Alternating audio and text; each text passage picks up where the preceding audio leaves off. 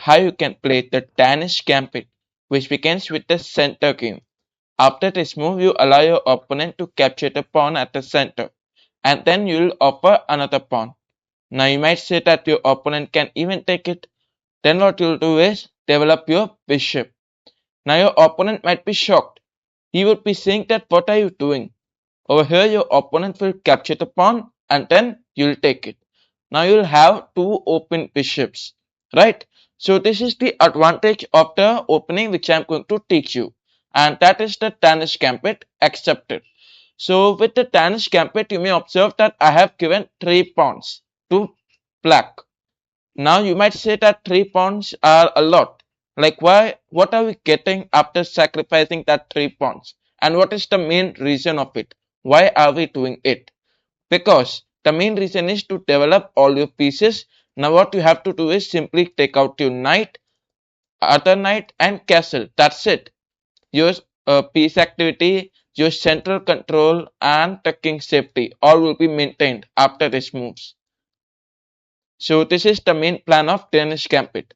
In today's video, I'll show you top 5 traps which you can play to crush your opponent with this variation. So over here, number 1 comes when your opponent play knight f6. Okay, now if he is playing knight f6, what's the main plan?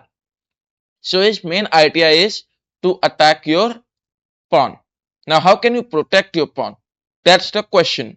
So you can observe that you can easily push this pawn forward and try attacking this knight. This can be a possible option for you. Otherwise, you can even continue with the move knight to c3. Now what's the main plan with knight c3? Now why am I playing this instead of e5? Because you can take out your knight forward and then castle. This was the part which I told you in the introduction of the video. So I play knight c3. Now you can expect your opponent to play bishop b4. Okay, his main idea is that he could castle and create a pin like this. Now you can observe that knight take on this pawn is an available option to black. So that's what he is taking advantage of. Now what you'll do is you'll develop your another knight. The main plan is to defend it. Now you might say that knight can easily capture it. What are you doing? No, if the knight capture it, then what you'll do is you'll sacrifice your sniper bishop. Now you might say that this sacrifice, how is that working and all. So if the Lechi grandpa captures, you continue with queen to d5 check and you can simply capture the knight in the next move. So on you will be attacking the bishop. If he capture, then what you can do is you can play knight take, or you can even take back from the bishop. That's up to you. I'll go with bishop take, but if you are concerned about developing your knight even further, then you can play this.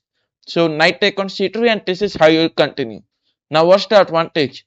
You may observe if you count the material, you'll observe that black is having enough material. But black's castling ability is gone. What you have to do is simply castle. You can even play bishop a3 as a check available option.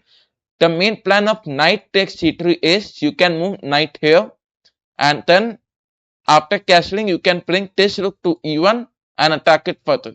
This is the main plan. So this is what you can do against the setup. Now this is how you can play against knight f6. Otherwise I even talked about e5. So with what will happen after e5? The best move for black hand side is knight to g8 and then you may continue your game. Now you can observe all the pieces at the back rank and your pieces are enough developed. Develop your pieces, castle quickly, and then this is a very good position. So let us go backwards and have another variation. Now suppose your opponent does not play this and play something else, and that's the second trap of the video. So it is 6. Now what can you do? So you may simply develop and forget about everything.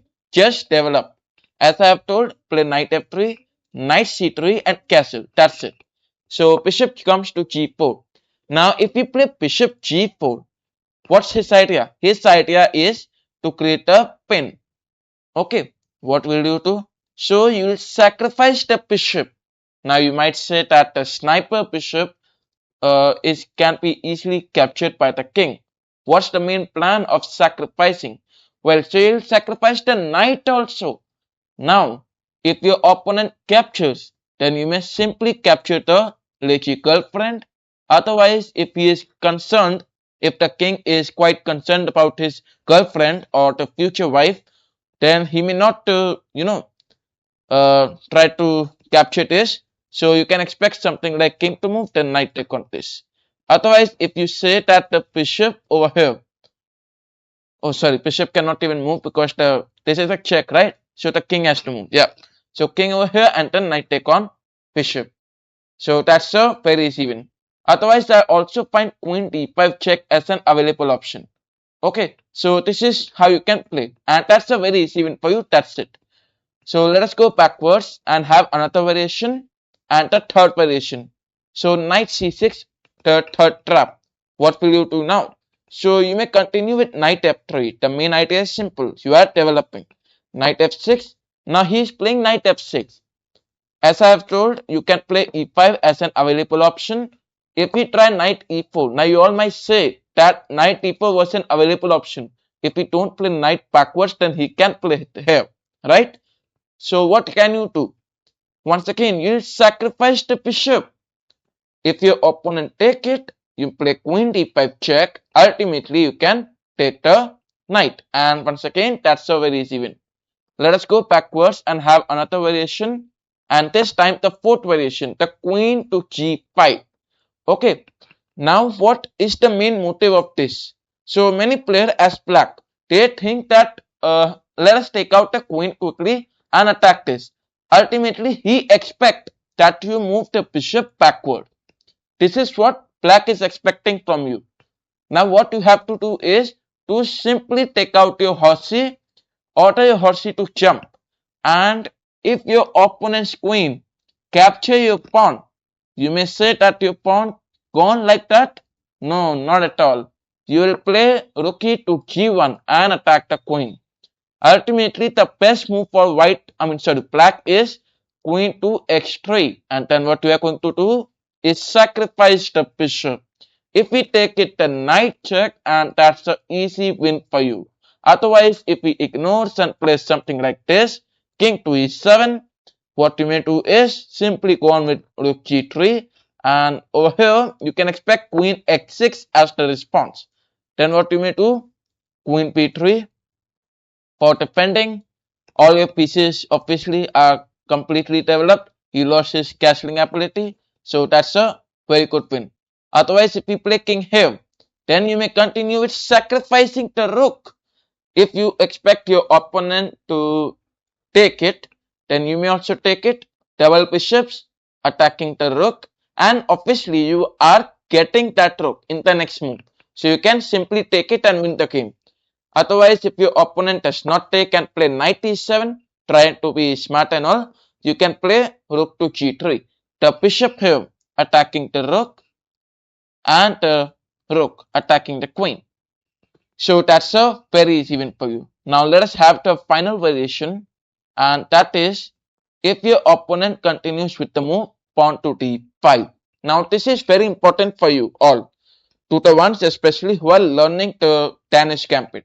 So this is very important variation for you all.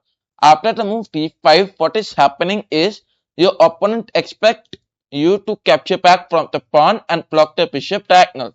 So you have to just take it from the bishop. Now you might say c6 is the available option. So if you are playing against any beginner, then you may expect c6 as the move. He'll play this and try to attack your bishop. What you may do is simply sacrifice the bishop. If your opponent take it, then queen take on the queen. Otherwise, king to e7, bishop a3 check. He may try something like c5, you may take, and then ultimately you can capture the queen in the next move.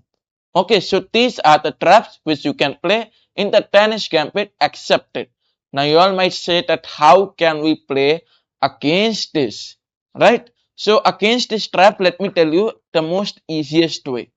So the most easiest way, in this position you play d5, your opponent take it.